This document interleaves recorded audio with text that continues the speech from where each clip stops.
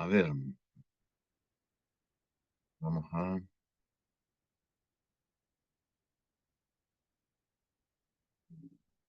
Permítanme hacer una cosita antes que continuemos. Y es, a ver, ¿dónde está? No.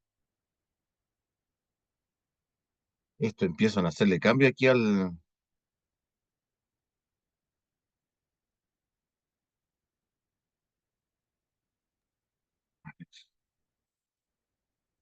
Ya está hecho anfitrión. Sí, esta vez. Es que estoy abriendo la sala para que entren todos automáticamente. Ya, porque me estaban pidiendo aquí que los admitiera, entonces ya los tengo a todos autorizados aquí. Ya, entonces vamos a orar, mis hermanos, para que comencemos. ¿Ya?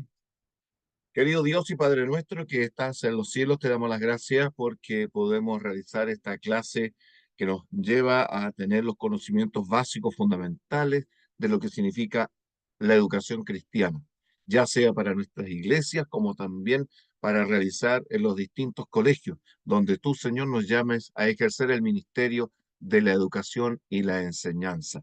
Que podamos ser maestros dignos de ti, Señor, y que podamos ser agentes de salvación en el lugar donde estemos. Te invitamos a que estés con nosotros para que nos guíes tanto en la enseñanza como en el aprendizaje, para tener la capacidad de enseñar y la capacidad de aprender. Lo pedimos y lo rogamos, Señor, en el nombre de Jesús. Amén.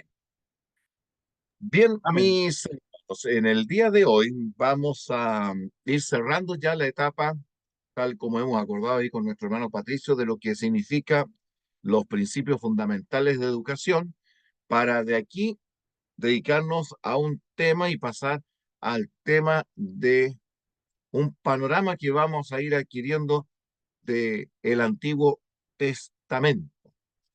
Y para ello vamos a entrar a mirar algunos aspectos aquí de la educación. Vamos a compartir la pantalla. Ahí estamos. Que es, a ver, vamos a activar aquí si me permite el PPT. Ahí está. La evaluación.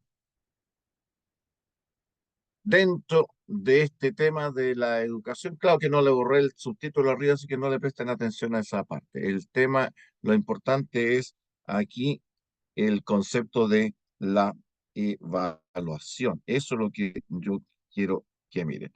¿Ya? Aquí, la evaluación.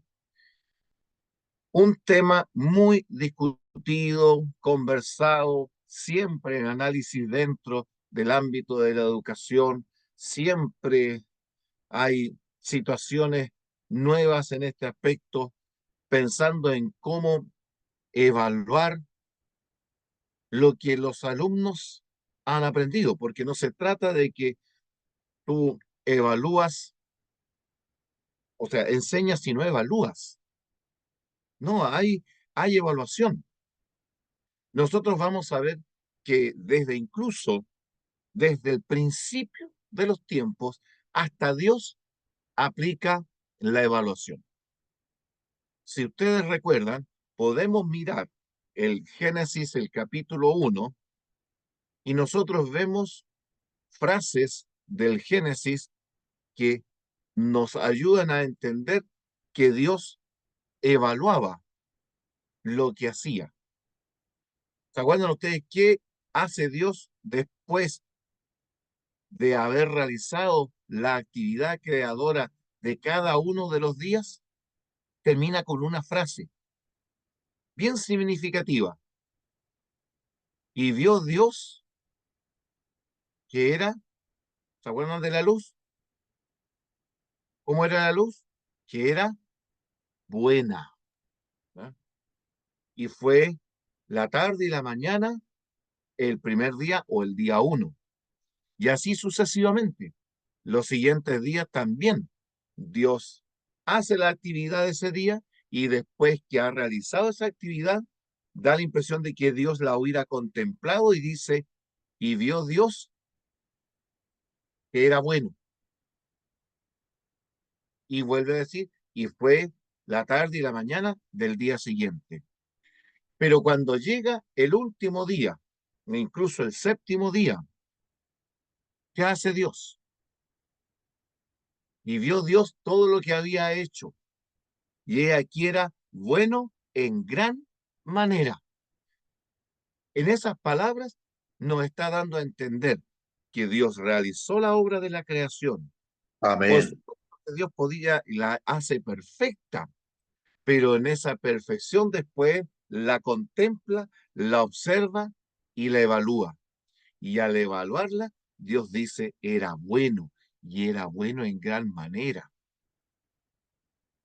Ahí tenemos un ejemplo de evaluación en la Biblia. También tenemos ejemplos de evaluación en la parábola de los talentos. El Señor llama a los siervos y a cada uno le entregó un talento, y mire qué interesante, y esto es muy pedagógico lo que sale ahí. Le entregó a cada uno un talento según su capacidad. Y eso es una de las cosas que nosotros deberíamos tener muy en cuenta como maestros. Saber potenciar a nuestros alumnos según las capacidades que ellos tienen. Al que tenía capacidad de 5 talentos, le entregó 5 talentos, no le entregó uno. ¿Para qué le iba a entregar uno si él sabía que tenía una capacidad para llevar adelante y administrar 5 talentos? Y 5 talentos le entregó. Al otro que tenía capacidad de 2, 2 talentos. Y al que tenía capacidad de 1, 1 talento. No le pidió 2. Pero la tarea era entregar este talento con un propósito de que ellos lo usaran, lo aplicaran, lo hicieran crecer. El texto griego de la Biblia, de lo que Jesús dice, da a entender que no entregó esto para que, oiga, cuídenmelo y listo, y después devuélvanmelo cuando yo vuelva. No, llamó a cada uno de los siervos y le dice, mira, yo te voy a entregar esto para que lo trabajes, para que lo hagas crecer, para que tú lo desarrolles. Ahí está, lo pongo en tus manos. Y eso fue lo que hizo con cada uno de los siervos. Lo mismo nosotros tenemos que saber entregar en este sentido, si queremos aprender algo de educación en esa parábola, es que usted como maestro cristiano, usted tiene que poner en manos de sus alumnos, grandes o pequeños, elementos con los cuales usted va a decir, estos son herramientas para que tú desarrolles, crezcas, progreses. Por eso es la educación. Y el Señor se fue. Y cuando el Señor volvió, ¿qué hizo? Llamó a sus siervos. ¿Para qué los llamó? Los llamó precisamente para que informaran lo que habían hecho. A ver, al que le entregó 5 talentos, dice, ¿qué hiciste con aquello que yo te entregué? Señor, 5 talentos me diste y según lo que tú me diste y la posibilidad de lo que yo sabía, los trabajé y mira, Señor, gané 5 talentos más. Muy bien, eso era lo que yo esperaba de ti y no esperaba menos. Entra en el gozo de tu Señor. Lo mismo con el que tenía 2. Y el que tenía 2 dijo, Señor, 2 talentos me diste y mira, 2 talentos más gané. Y la evaluación fue, muy bien has hecho, buen siervo y fiel, entra en el gozo de tu Señor. Pero aquí tenemos siempre la coma que nos pone un aspecto negativo. Al que se le entregó 1 para que lo desarrollara y lo usara, no lo usó. Y ahí, aquí hay una evaluación negativa. Y el que tenía 1 se acerca ahí al Señor y le dice, mira, yo sé que tú eres un Señor severo y exigente y tuve miedo de que usar lo que tú me diste porque lo podía usar mal y lo había perdido, así que lo que hice fue tomarlo y enterrarlo. Y el Señor le dice, ¿no se te ocurrió una cosa mejor que enterrarlo? Yo te di un talento a ti porque yo estoy consciente, estaba muy consciente de que tú tenías la capacidad para desarrollar un talento, por eso no te entregué dos. Y ahora el hecho de que tú no lo usaras y no lo desarrollaras durante el tiempo de mi ausencia, ahora la culpa la tengo yo de que soy estricto y severo. Y si sabes que yo era estricto y severo, entonces no debiste haber pensado un poquito mejor. Y por último, dice el Señor, haber tomado ese talento y haberlo entregado a los banqueros, que ellos lo hicieran trabajar. Y tú después simplemente sacas la plata o sacas el talento con ganancia y me lo habría entregado, Señor. No lo trabajé, pero se lo pasé a otros para que lo trabajaran. Por último, en eso yo te lo habría evaluado, pero tu obra fue exactamente cero. No hiciste nada. Y eso lo hace, le da una evaluación negativa. Y ese hombre es echado afuera al lloro del crujir de dientes.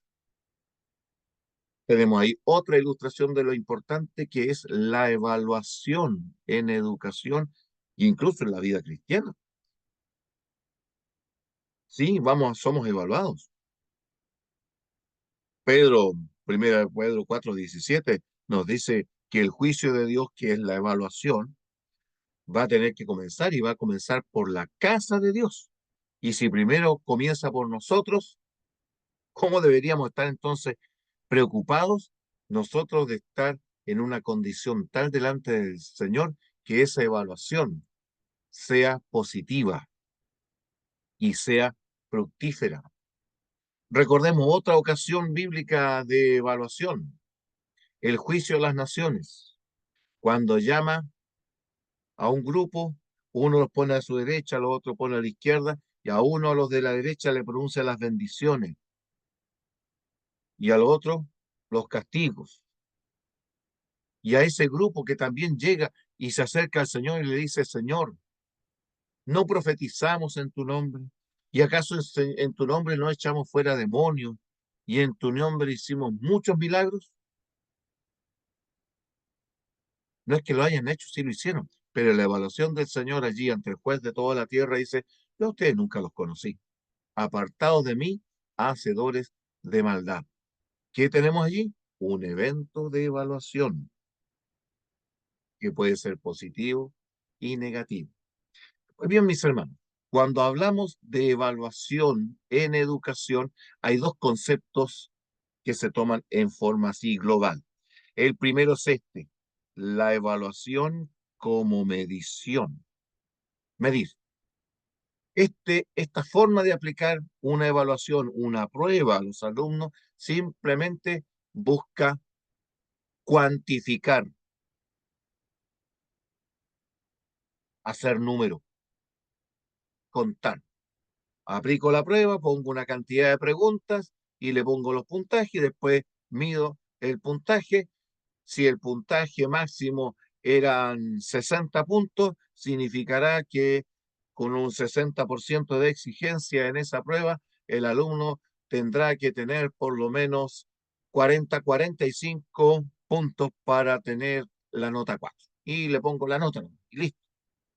No alcanzó el puntaje, listo, alcanzaste eh, 44 o 40 puntos, ya un 3,8, 3,9, listo, y se acabó ya, y lo registré en el libro, y listo, se aplicó la evaluación. Eso es cuantificar. Esa forma de evaluar, que es medición, simplemente me arroja estadísticas numéricas, cosifica al alumno, lo trata como una cosa que se puede simplemente hacerlo matemática, numerarlo, volverlo un estadístico. Él me sirve para la estadística. Esta es la forma más precaria de hacer evaluación en la educación cristiana. Pero hay otra forma de también de, de medir la, la educación. Y esta forma, mis hermanos, para ustedes que algún día, por la gracia de Dios, pueden ser llamados a la enseñanza, es la toma de conocimiento. En educación se destaca este concepto de educación, que yo hago una evaluación para tomar conocimiento y que transforma incluso a la prueba en un evento de aprendizaje para el alumno y para el profesor. Para el profesor, una evaluación como una toma de conocimiento es la forma en que el docente forma, es una forma de evaluación que le muestra al profesor el estado de sus estudiantes. No está buscando el profesor qué nota asignarle, sino averiguar qué han aprendido de lo que yo les enseñé. Ya, yo les enseñé la importancia, el significado de las parábolas de Cristo. Entonces un docente cristiano aplica una evaluación para saber cuántos saben de las parábolas, cuántas parábolas recuerdan, qué parábolas fueron para ellos más significativas, por qué fueron significativas, cómo las practicarían. Yo hago eso en esa evaluación y le pregunto por las parábolas, pero lo pregunto es para tomar un conocimiento de cómo se apropiaron mis estudiantes de esa enseñanza que eran las parábolas del Señor Jesucristo. Otro puede decir, les pasé los 10 mandamientos como modelo moral y ético. Ya, yo voy a preguntar entonces a mis alumnos qué importancia tiene el primer mandamiento que dice no tendrás dioses ajenos, o cómo valoran hoy día en el mundo en que vivimos el quinto mandamiento que dice honra a tu padre y a tu madre, o el séptimo mandamiento. ¿Qué piensan ustedes hoy día cuando el séptimo mandamiento que dice no cometerás adulterio? ¿Cómo se vive usted hoy día en el mundo en que vivimos? ¿Qué opinan? ¿Qué piensan? Y los niños pueden dar. Hoy día los niños dan opiniones sobre esto desde muy tierna edad, mi hermano. Nos vamos a sorprender sobre ese asunto. O el octavo mandamiento, la honestidad. No robarás, no hurtarás.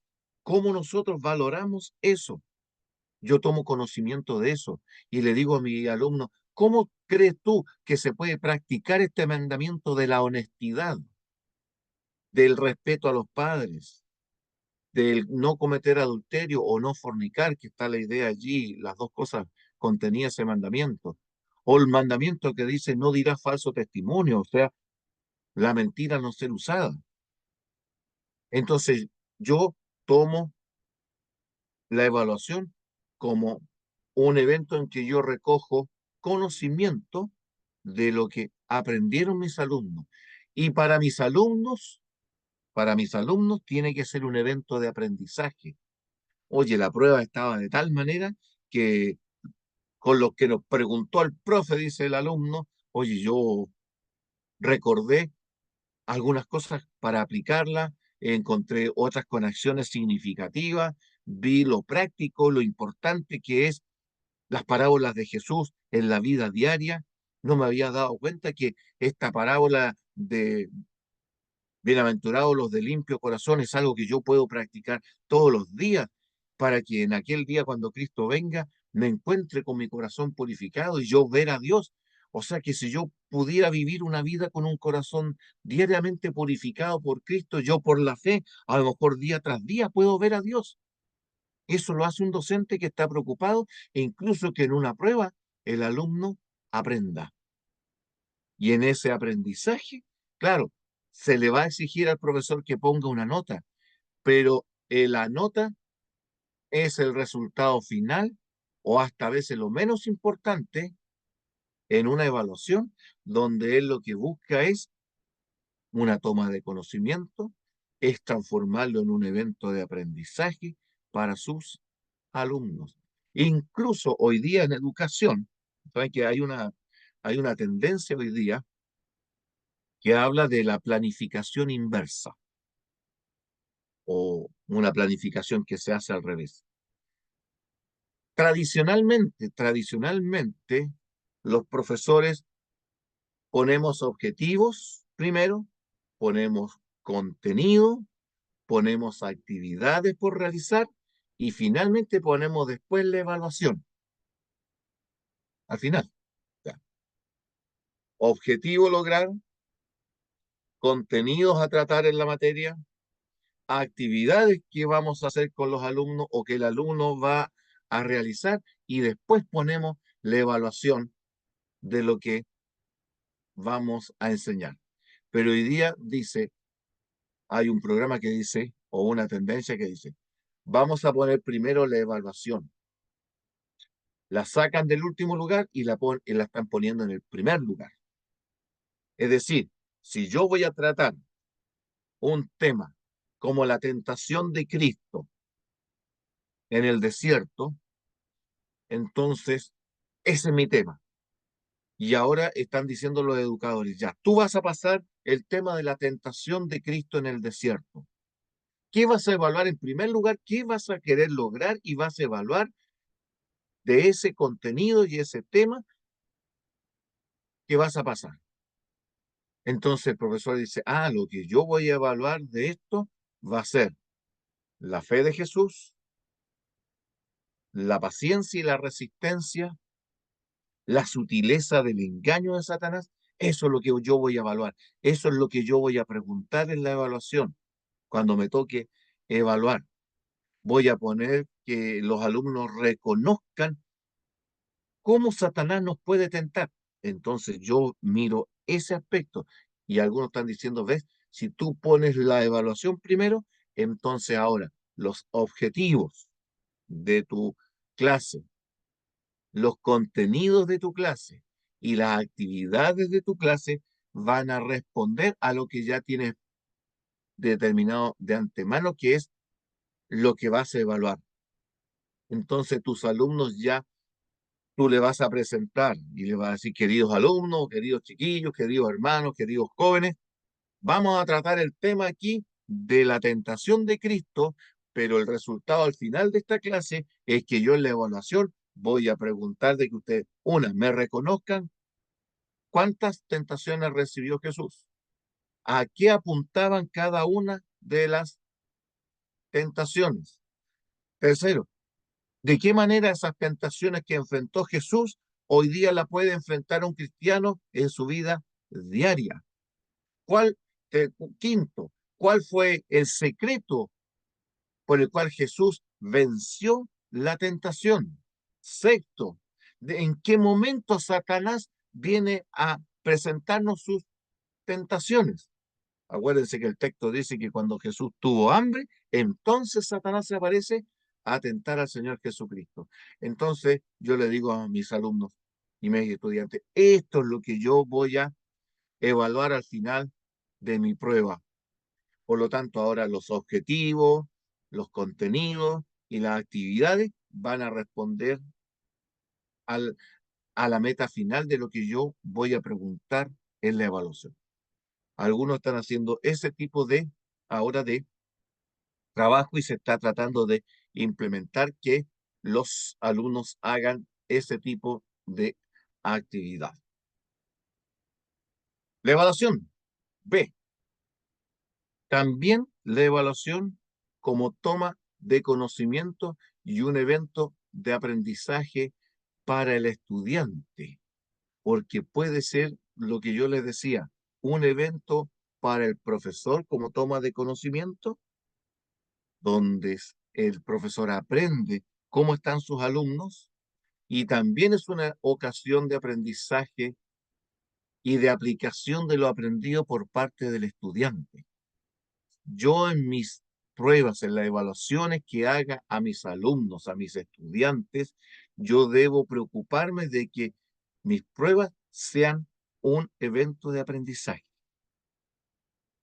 no solamente de memoria, sino que también aprendan en mis pruebas. A mí me toca hacer historia, hago religión e historia. En las pruebas de historia, por lo menos hablo de mi estrategia, yo siempre pongo preguntas que si el alumno las lee y las lee bien, le van a ayudar a contestar otras que están o antes o están después.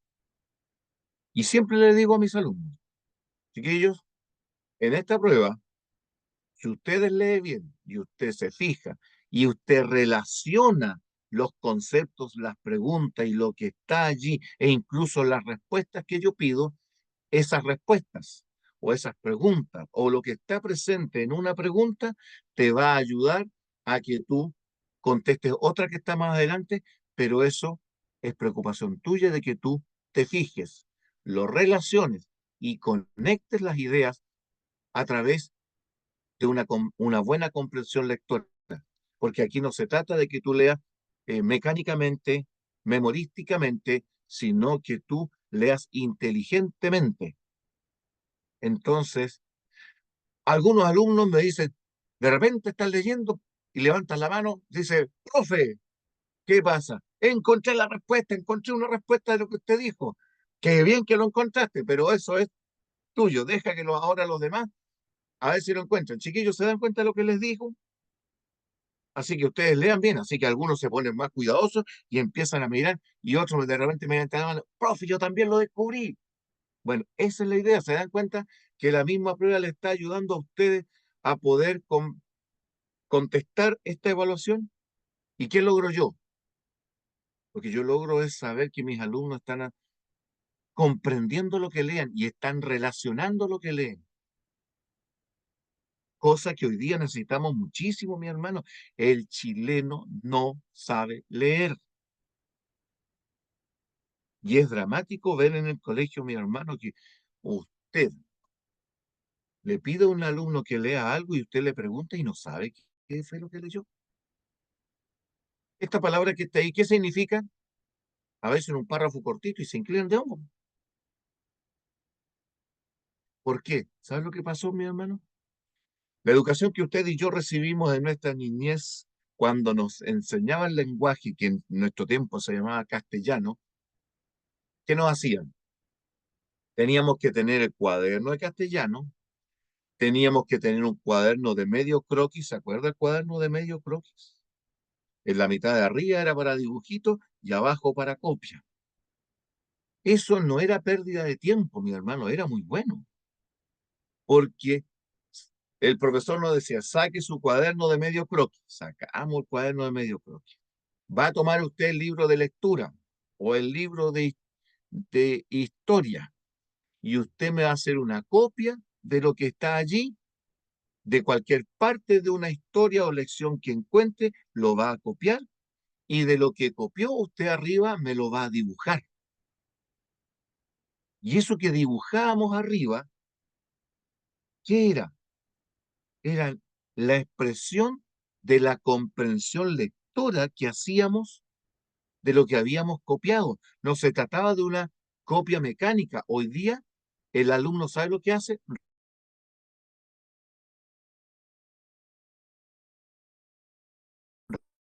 reproduce como con el control C. ¿Significa un evento de aprendizaje para la computadora? Absolutamente, absolutamente no. Y hoy día está ocurriendo eso con los alumnos. Algo lo haga y lo está haciendo como un control C, copiar, y control V, pegar. O control E primero, seleccionar, control C, copiar, y control V, pegar.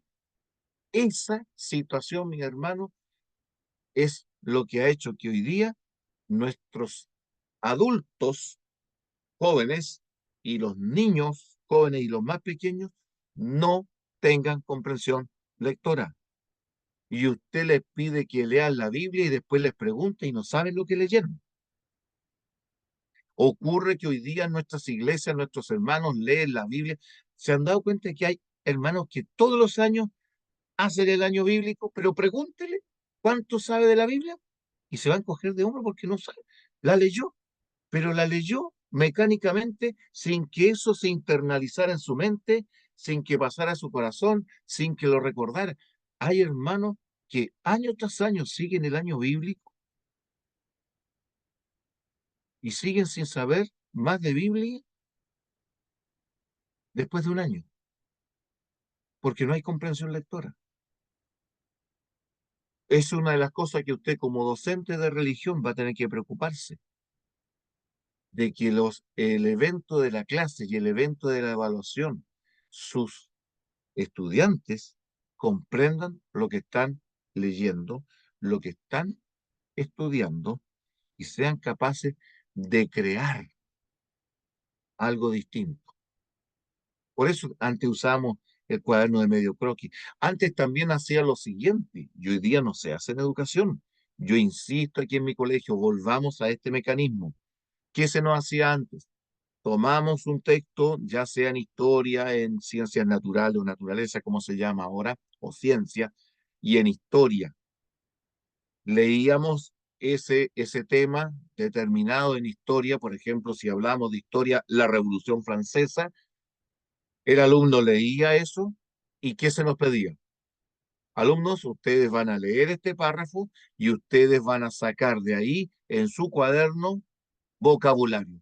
Todas las palabras que ustedes no saben qué significa, usted la va a poner en ese vocabulario. Y luego va a buscar su diccionario, por eso que a los alumnos se les pedía que trajeran su diccionario. Ahora los diccionarios están en los colegios, están las bibliotecas de aula donde todas las aulas deben tener 45 o 40 diccionarios, donde ahora los estudiantes van y toman el diccionario y tienen que buscar el significado de esa palabra.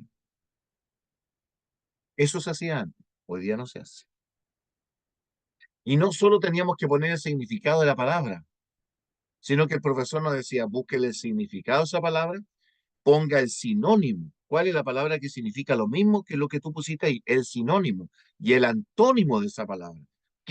¿Cuál es el contrario, el significado opuesto a esa palabra? Por ejemplo, si yo tomo allí un texto bíblico, tomo 1 Corintios 13 sobre el amor, yo le digo, ponga allí el significado de la palabra y ponga la palabra amor. Y el niño me pone la palabra amor. Búsqueme el significado en el diccionario, lo que significa amor. Y el niño va a poner allí lo que dice el diccionario. Pero también le decíamos, ahora usted busque el significado contrario de lo que es el amor, el odio, el resentimiento. Y a partir de eso le decíamos al estudiante, y ahora con lo que usted sabe, tome eso y haga una oración gramatical con las palabras que usted está aprendiendo. Y eso que hizo durante años, construyó en nosotros un dominio del lenguaje que hoy día no tenemos.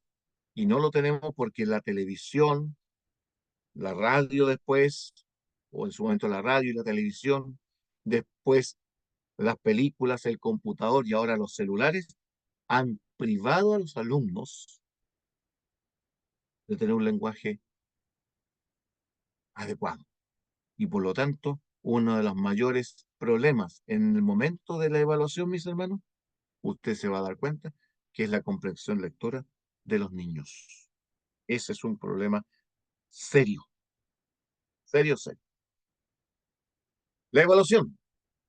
Ya vimos los dos aspectos de la evaluación. Usted como profesor, usted va a poner énfasis en la evaluación como una toma de conocimiento para usted y un aprendizaje también para usted y un evento de conocimiento y de aprendizaje para sus alumnos o estudiantes. Así los estudiantes le van a perder el miedo a las pruebas y a las evaluaciones. En segundo lugar, existen 3 etapas en la evaluación cuando usted llega a un colegio, especialmente en marzo, cuando usted va a desarrollar su actividad docente. En una prueba, en una evaluación, le comento esta experiencia, en una evaluación de título, defensa de título, donde los profesores de la universidad evaluaron a una futura profesora, una de las preguntas primeras que se le hizo a esa profesora, se le dijo lo siguiente: querida fulana de tal, no vamos a decir el nombre en este minuto, usted póngase en esta situación hipotética. Usted ha llegado a un colegio, está recién contratada, está llegando el primer día de clases. ¿Qué es lo que usted, qué es lo primero que usted va a hacer como profesora llegando a la sala y enfrentándose a sus alumnos en estos primer segundo o tercer día de clases con sus alumnos en el aula. La colega me dijo, no sabía qué contestar y de repente como que se me prendió la ampolleta, dijo, profesor, yo creo que lo que haría en primer lugar sería hacer una evaluación. El profesor de la mamá que le hizo la pregunta se sonrió y dije, excelente, profesora, excelente. Eso es lo que tiene que hacer. Muy bien contestado. Aprobada en esa pregunta. Y después siguió el resto de la evaluación para la titulación de la profesora. Esto es lo que nosotros llamamos, cuando usted llega a un colegio o llega al comienzo del año, usted tiene que hacer la evaluación inicial. Esto.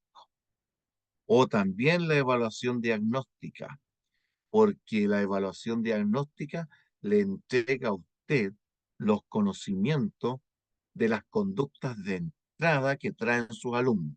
Las conductas de entrada es, ¿qué recuerdan mis alumnos? ¿Qué saben del año pasado? ¿Qué saben de Biblia? ¿Qué recuerdan?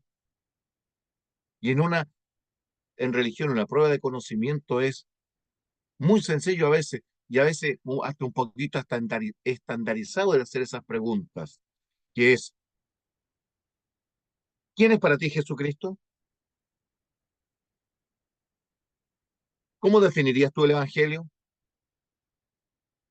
¿Qué importancia tiene la Biblia? Eso, eso son preguntas que necesitamos hacer. Y si son alumnos que yo tuve el año anterior al siguiente año, tú tienes que preguntarle, querido alumno, tuvimos tantas unidades o tantos estos temas en religión. Mencióname qué recuerdas de estos temas y por qué fueron importantes para ti. Ah, el niño va a decir, ah, el año pasado vimos la historia de David y nosotros en la historia de David aprendimos esto, vimos la historia de Daniel, vimos la historia del arca de Noé, estudiamos la vida de Jesús, estudiamos el Pentateuco y van a decirle, esto fue lo que estudiamos. Y usted va a mirar y va a comparar de todo lo que usted enseñó el año pasado, cuánto recuerdan, y usted va a ver si lo que recuerdan es muy poco, nada, o satisfactorio, o bastante bueno. Y eso usted necesita saberlo. ¿Por qué? Porque a partir de eso usted comienza a construir su clase. Por eso que la primera evaluación que hace usted cuando llegue allí, recuérdese, si por la gracia de Dios llega a un colegio, recuerde que lo primero que usted tiene que hacer es la evaluación inicial o la evaluación diagnóstica. Tiene que aplicar una prueba de diagnóstico. La prueba de diagnóstico no lleva nota, lleva conceptualización, que puede ser no logrado, el niño no alcanzó ni el mínimo que yo tenía como para decir que se lograban las metas de la prueba. Eh, Logrado nomás como L, no logrado, logrado, medianamente logrado, que es un poquito más que logrado, y logrado excelentemente. Puede ser una forma. Puede también ponerlo como logrado excelentemente, medianamente logrado, mínimamente logrado y no logrado. Usted puede poner allí la conceptualización, pero es conceptualización para poder saber y comprender en qué estado llegó su alumno a esa clase o a ese año de estudio. Y esa es la evaluación inicial. Un pastor debería hacer siempre un diagnóstico cuando llega a su iglesia. ¿Sabe que no lo hacemos? A veces llegamos a una iglesia y creemos que todo está bien. Nuestros miembros de la iglesia no son iguales. No todos tienen el mismo conocimiento. No todos tienen las mismas experiencias. Bueno sería que este aspecto pedagógico se aplicara en la iglesia y hacer una evaluación de qué sabe la iglesia, qué sabe mi congregación, qué importancia le da, por ejemplo, al evangelio. ¿Entienden todos un concepto bíblico de la gracia? ¿O unos entienden una cosa de la gracia según un determinado teólogo, otro tiene un concepto de la gracia según otro teólogo, pero carece del concepto bíblico de gracia? Y yo debería preocuparme, en este caso como ministro, de que aunque ellos conozcan lo que los teólogos dicen de la gracia, ellos tengan un conocimiento y valoren el concepto bíblico de la gracia. La tarea del evangelismo, ¿cómo la ven mi congregación? Para eso yo tengo que aplicar una prueba de diagnóstico, y aunque cueste un poquito realizarla por el papeleo y no todo lo que usted va a pasarle a los hermanos va a regresar a usted con el resultado de lo que contestaron, lo que usted recoja le va a ser significativo, porque usted va a ver que en esas evaluaciones, si usted pone, ¿qué le gustaría, estimado hermano, que su pastor o los dirigentes de su iglesia hicieran? Y eso va a ser muy significativo, porque ahí le van a poner algunos, me gustaría que mi pastor me visitara, que mi anciano de iglesia, que mi líder de grupo orara por mí. Me gustaría que me enseñaran un poquito más acerca de la Biblia, porque no conozco, no entiendo los salmos, o no entiendo cuando hablan de la ley de Moisés, no entiendo el concepto de, mira, hablan de la justificación, yo no hablan de justificación imputada, otros hablan de justicia impartida, de santificación, y me gustaría, no lo entiendo. Y esos elementos que lleguen al pastor ese le señalan el trabajo a realizar. Y eso hace la evaluación, mi hermano, en un colegio como en una iglesia. Nos dicen y nos facilitan y nos dicen cuál es el trabajo que hay que realizar. Segunda etapa de la evaluación de proceso. Ya, comenzamos el año escolar y comenzamos a ver las distintas materias que tenemos. Una de las unidades que nosotros vimos es que tenemos que comprender a Dios como creador. Ya ahí hay varias clases que se toman de Dios como creador. Cuando yo estoy llevando adelante esa temática o unidad de aprendizaje, como se llama en educación, que es Dios como creador según el programa evangélico de educación religiosa, entonces yo a la mitad, más o menos a la mitad de la unidad, yo hago una evaluación que se llama de proceso, es una evaluación formativa. Esa lleva una nota que no es la nota final que se va a registrar en el informe final del libro de clase, sino que usted va a decir, chiquillos, que estimados alumnos, vamos a aplicar la próxima clase una evaluación formativa. Y la evaluación formativa, yo quiero saber si hasta ahora lo que estamos tratando, ustedes lo han aprendido, lo conocen, son capaces de poder expresarlo con sus palabras, cómo lo están aprendiendo, qué falta de que estudien ustedes y comprendan. Entonces, esa evaluación formativa tiene el proceso, tiene el propósito de destacar eso que está aquí precisamente, formar, formar en el alumno. Formar, permitir que eso que hemos estado estudiando se grabe de mejor manera con la prueba formativa. Y aparte de ser una prueba formativa, le va a decir al alumno y al estudiante, y uno le dice, queridos alumnos o estimados chiquillos, aquí, ¿ustedes vieron lo que hicimos en la prueba formativa? Sí, sí lo vimos. Bueno, una cosa muy parecida va a ser la prueba final, donde vamos a tratar los contenidos y ahí ya yo tengo que sacar la nota que tiene que ir al libro. Así que la prueba formativa le dice al alumno cuáles son las reglas del juego y cómo va a hacer la prueba. Porque de repente el alumno no sabe y pregunta al profesor cómo va a hacer la prueba final. ¿Qué le va a poner? Un, un texto de comprensión lectora al cual se le va a poner preguntas, se le va a poner verdadero y falso, le va a poner selección múltiple, preguntas directas, anotar alguna cosa que se haya tenido que aprender de memoria de algún pasaje bíblico. Entonces, todo eso usted lo pone primero en la evaluación formativa.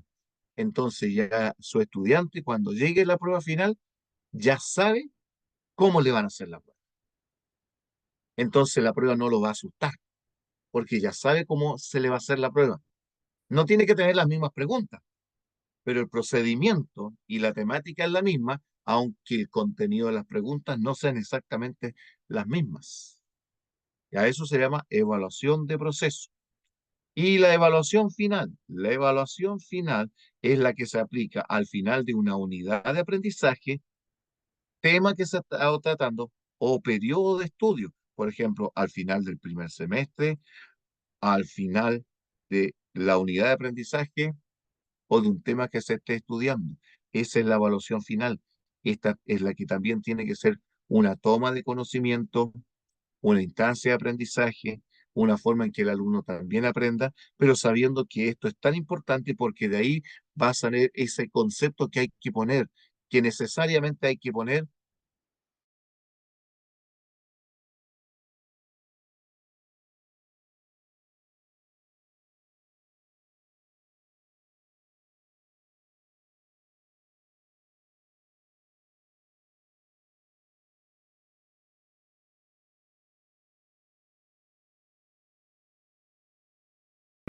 que en religión, finalmente, en los informes de libretas de notas o informes de notas y certificados, la mayor parte de los colegios dicen, e incluso el ministerio dice que debe ir registrado con conceptos. Aunque usted en la sala, durante el proceso, puede usar notas, pero esas notas después usted tiene que transformarlas a conceptos para los informes finales. Ahí tenemos esa evaluación, mis hermanos, la evaluación de proceso, ¿ya?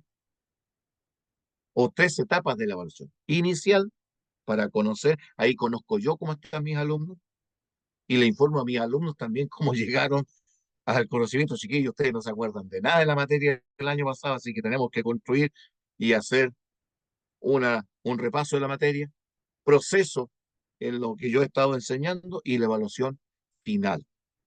Avancemos, mis hermanos, en esto. Y aquí hay un aspecto de lo que también tiene que tener el contenido de mi evaluación. Incluso es el contenido de lo que yo enseño. Ningún profesor de religión debería jamás olvidar usar estos tres elementos que harán que el niño aprenda, el alumno aprenda y domine, internalice lo que yo le estoy enseñando de la Biblia, del Evangelio, de Jesucristo, de la religión cristiana, de la religión evangélica.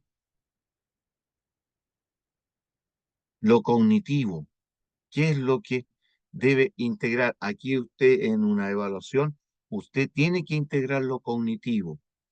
Y en lo cognitivo, cuando yo le pregunto a mi estudiante, ¿qué sabe? Lo cognitivo es lo intelectual.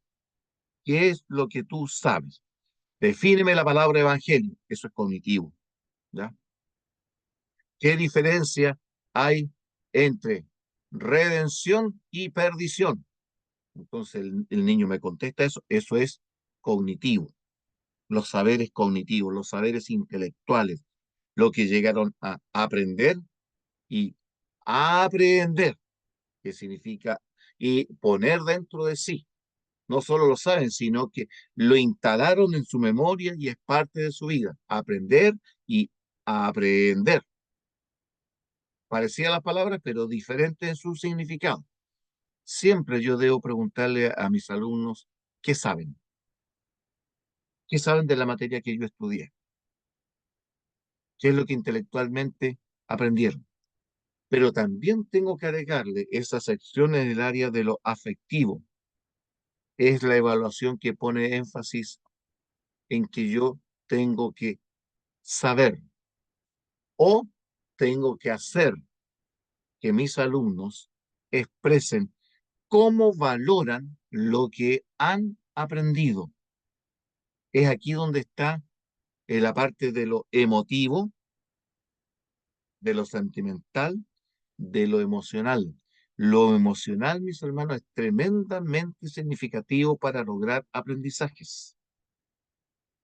Los alumnos no van a aprender, no van a recordar aquello que no los marcó afectivamente, emocionalmente, en su área afectiva o sentimental.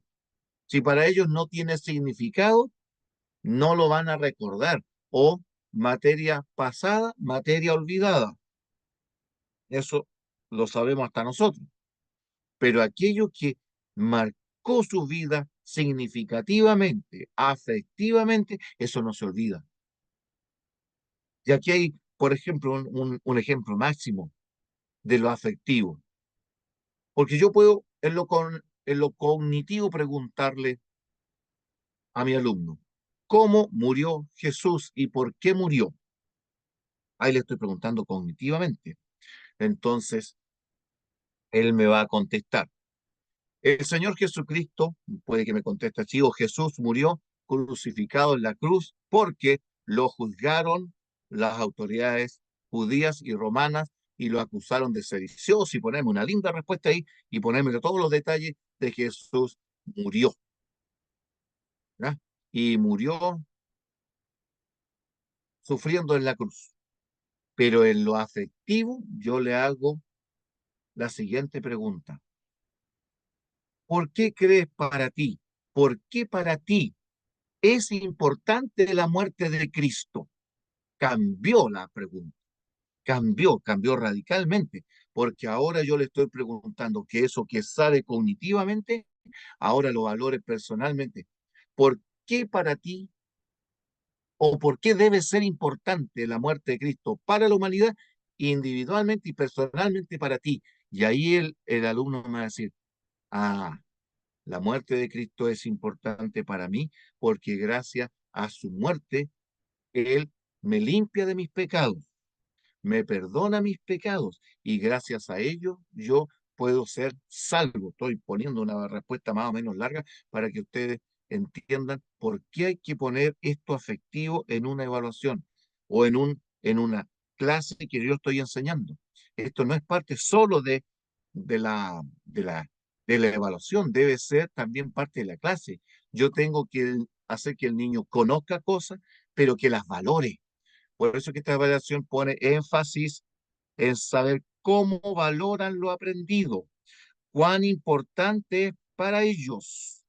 Yo tengo que hacerles sentir en la clase, antes de que yo haga la evaluación, hacerles sentir el significado más profundo de la muerte de Cristo. Y si en algún momento de ellos, algunas veces hay niñitos que ustedes van a descubrir que hay niños que de repente se emocionan y se les sale sus lagrimitas. Ese niño que ha botado su lagrimita no es porque uno le esté manipulando sus sentimientos. Es posible que ellos hayan comprendido algo que a veces nosotros no entendemos, de cómo ellos sienten que Jesús murió por ellos. Recuerdo que una vez estábamos cantando con unos niños y en una alabanza aparecía la mano de Jesús clavada y brotando por un ladito la sangre, una imagen que se hace un dibujo. Y uno de los alumnos se puso a llorar. ¿Y por qué le dije está llorando si estamos cantando? Es que, profesor, es que me da tanta pena lo que hicieron de clavarle la manito al Señor Jesús. Ah, mis hijos, le dije yo. Y lo abracé, le dije yo, eso pasa, lo hizo por amor. Él aceptó sufrir eso y que le pasaran y le hicieran esas cositas en sus manos, en sus pies, pero porque te amaba y porque él quería que tú y yo seamos salvos y lleguemos al cielo. Sí, sí, me dijo, y se limpiaba su lagrimita. Eso es el aspecto afectivo y eso es lo que nosotros deberíamos también poner énfasis en la evaluación. Y sabe, mis hermanos, es lo que deberíamos poner énfasis también en la predicación. Fíjense que estos aspectos es tremendamente importante que un predicador se pare en el púlpito siempre teniendo en cuenta estos tres aspectos. Yo, con mi predicación, yo voy a enseñar cognitivamente a mi congregación algún aspecto de la enseñanza bíblica, de la salvación o del evangelio, que es lo que yo hago en el aula. Pero también tengo que en la predicación hacer que eso que estoy enseñándole, mi congregación lo valore afectivamente, lo sientan, lo vivan. Y después, como en una clase, como en una evaluación, y como en una predicación, yo tengo que llegar a esta última parte, lo procedimental. Y aquí es donde yo evalúo lo que los estudiantes han aprendido a realizar. Y yo le pido a mis alumnos en una evaluación, ¿podrí? Por favor, en la siguiente pregunta, yo quiero que tú escribas en 5 o en 4 líneas o en 3 líneas cómo debemos compartir el Evangelio de Jesucristo. Entonces el niño me va a decir, se comparte cuando yo lo vivo, cuando yo lo converso con mis amigos, cuando lo hablo en mi familia, cuando lo comparto en la iglesia, según lo que yo le haya enseñado sobre ese aspecto. Y si el niño me empieza a decir cómo compartir el Evangelio o cómo se manifiesta el amor, no solo tengo que sentir el amor, cómo se comparte el amor. Entonces, el amor se comparte a través de la amistad, del cariño, de la simpatía. Entonces, yo le estoy evaluando en mi alumno lo procedimental, qué es lo que ellos tienen que hacer, porque no basta con que sepan y valoren lo que yo sé, lo que yo valoro, es lo que tiene que convertirse en lo que yo hago. Y eso debe estar presente en la clase y debe estar presente en la evaluación, que es lo que mis alumnos finalmente han decidido hacer con aquello que se estudió. Y también en la predicación, que es el cierre, mis hermanos. Hemos aprendido este tema de la Sagrada Escritura. Lo hemos valorado en su significado. ¿Qué estamos dispuestos a hacer por esto que hemos estudiado? Y mis hermanos, esto es tremendamente fundamental a la hora de hacer la evaluación en educación. Si ustedes se fijan, esto es parte de la clase, pero también es parte de la prueba que yo voy a hacer cuando yo construyo un instrumento de evaluación. También es parte de lo que se puede perfectamente aplicar en el trabajo de la iglesia, en el ministerio e incluso en la predicación. ¿Se dan cuenta? Estos temas están íntimamente y estrechamente relacionados. Y por ello, yo les invito a que ustedes puedan considerarlo, tenerlo en cuenta. Esto que está aquí yo lo voy a mandar ahora como un PowerPoint, se lo voy a mandar ahí al hermano Patricio para que se lo comparta a ustedes y ustedes lo puedan repasar y estudiar. Mis hermanos, yo ahora abro al diálogo las preguntas, los comentarios de lo que hemos estado estudiando en este último aspecto de lo que es el tema de la educación cristiana, mis estimados hermanos y amigos.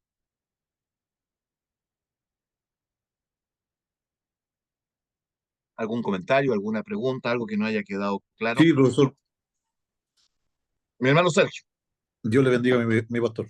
Sí, igualmente a usted. con respecto a que usted decía, bueno, dijo harto, dijo harto. Eh, Esto se da también con los docentes que no son cristianos en un aula, porque ellos se darán cuenta, o el director, por ejemplo, yo soy muy ignorante, pero se darán cuenta que o en los niños, ellos, se darán cuenta que a lo mejor yo no lo apliqué a cabalidad como lo están haciendo ustedes, pastor. Mire, estos son principios generales dentro de la educación. Estos buenos principios que han ido estableciendo educadores, pensadores, acuerdos, es para la educación transversalmente, transversalmente. Yo en historia yo tengo que enseñar a mis alumnos a que conozcan, a que valoren y que actúen procedimentalmente. O sea, en mi planificación yo tengo que hacer que en Historia de Chile ellos conozcan quiénes fueron los personajes de la historia de Chile. Estamos en un curso, estoy pasando la independencia y ellos tienen que saber quiénes fueron los personajes de la independencia. Pero tengo que también llevarlos a decir que valoren por qué estos personajes lucharon, batallaron, se arriesgaron, pelearon. ¿Por qué? ¿Cuál es la importancia ahí de la independencia? Entonces, el valor de la libertad, de la independencia. ¿Por qué es importante ser libre? ¿Por qué era importante que Chile no estuviera sometido a España? Es parte de la historia. Y ahora, en la parte procedimental, ya hemos logrado la independencia, chiquillos. Eso ocurrió hace 200 años atrás. Pero ahora, ¿cómo nosotros mantenemos nuestra libertad? nuestra independencia, nuestro Chile. ¿Cómo podemos? Ellos amaban a Chile, por eso lucharon y murieron por Chile. Y hablo de O'Higgins, de Carrera, de Manuel Rodríguez, sus peripecias, ¿ya? Se ríen, se sorprenden, pero ahora, chiquillos, ¿y nosotros qué vamos a hacer por Chile? ¿Se creen que cuando ensuciamos, quemamos bosques, quemamos casas, secamos ríos, estamos demostrando que amamos a Chile? ¿No creen que a Chile tenemos que seguir queriéndolo, cuidándolo, protegiéndolo en su naturaleza, en su gente, el respetarlo unos con otros? Sí, profesor, y ahí empiezan a sugerir ideas. Entonces ahí el niño, ahí me llega la satisfacción a mí, me dice, cuando yo encuentro que el niño me sugiere por qué es importante este personaje, o me dice, profe, ¿sabe que me gustó Manuel Rodríguez? ¿Ya? O de repente decirle, mire, esto no fue muy bueno lo que hizo aquí Bernardo Higgins o José Miguel Carrera, tiene razón, porque noté que el alumno pensó, reflexionó, y cuando él sugiere qué es lo que podría hacerse por Chile, oye, ese es una satisfacción que uno siente como profesor. Ahora, eso mismo en la clase de religión, es lo mismo. Así que solamente que las temáticas, mis hermanos, que ocurren dentro del aula de religión, tienen un rebote de aquí a la eternidad. Todas las demás materias, mis hermanos, tienen un rebote horizontal. La historia me sirve para este mundo, para vivir bien en este mundo, para comprender bien este mundo, el lenguaje también. Pero la trascendencia, y esto es lo otro, es la trascendencia más allá de este mundo, hacia la eternidad, la da la clase de religión. Ese es el plus de la clase de religión, aunque utilice elementos comunes a otras asignaturas, mis hermanos.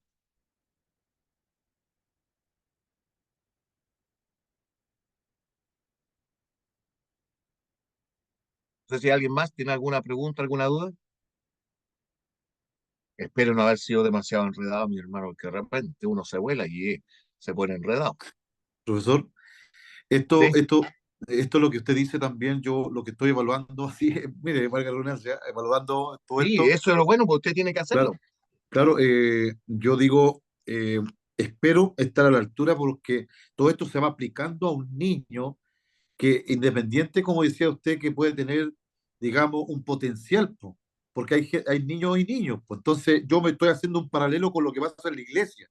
Yo veo hermanos que tienen mucho potencial y no por eso también yo voy a dejar al otro tan desvalido, entre comillas, o un poco alejado. Entonces yo pienso que la persona, el docente, tiene que ser un profesional, digamos, de calidad. O sea, perdóneme la palabra que estoy utilizando, mi pastor. Creo, mi estimado hermano, que es tan grande el desafío como el desafío de ser ministro y pastor en una iglesia. Porque un pastor de iglesia tiene que atender a todas las ovejas, a la más gordita, a la más flaca, a la que corre y a la que cojea, a la oveja o a la oveja jovencita, a los corderitos, como aquella que está más viejita. Y ese también es un desafío de la integración. Lo mismo ocurre acá en la educación.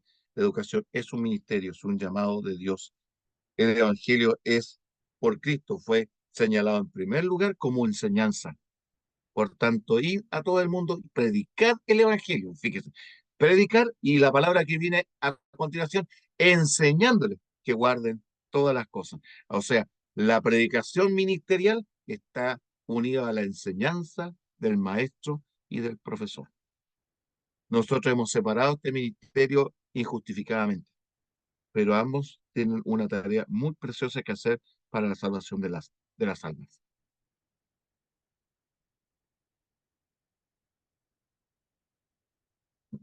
Bien, si no hay ningún comentario más,